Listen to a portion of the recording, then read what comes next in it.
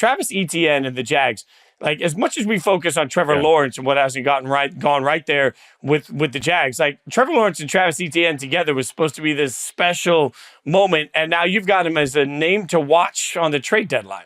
Yeah, and what's interesting, this really should have been Christian Kirk. Like, that was the name to watch. That was the guy they were going to move. I think they were going to trade Christian Kirk. I really do. And they broke a collarbone. And that was it. Like, it was like, we're showcasing him. We're going to make some moves. Cam Robinson obviously gets dealt, which, okay, I get it. Like, the guy, you weren't going to sign him to a deal after the season. He was going to be a free agent, but I mean, like, you take it. Like, okay, let's go ahead and just take away a piece on the offensive line in the midst of this. So, Kirk being a piece that they couldn't move. And then I think Travis Etienne, who's been banged up this season, but really the reality is they've just been a better team with Tank Bigsby. Like, Tank Bigsby has taken away that job from Travis Etienne. He's a more physical player.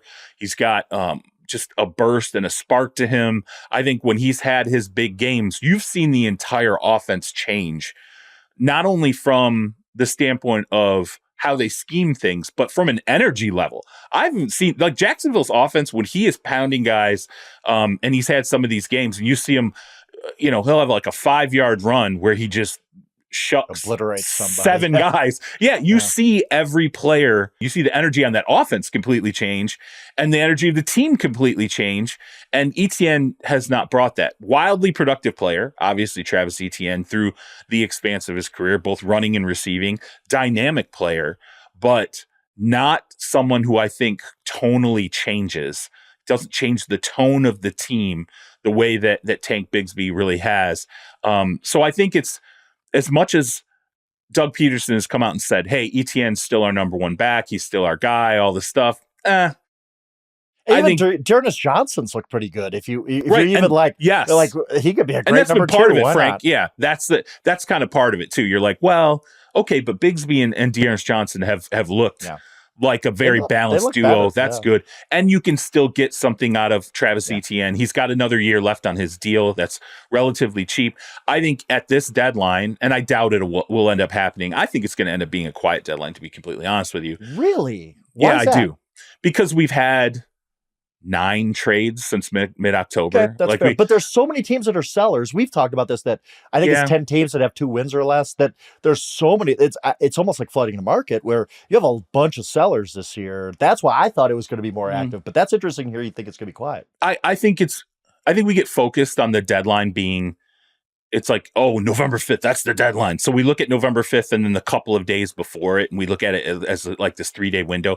The reality is the trade deadline starts in mid-October now. It really does. No, I get what and that's when teams start moving guys. So it's been a very active trade deadline. We've had 9 trades. If these all happen on November 5th, we'd be like, this is the craziest day in NFL history.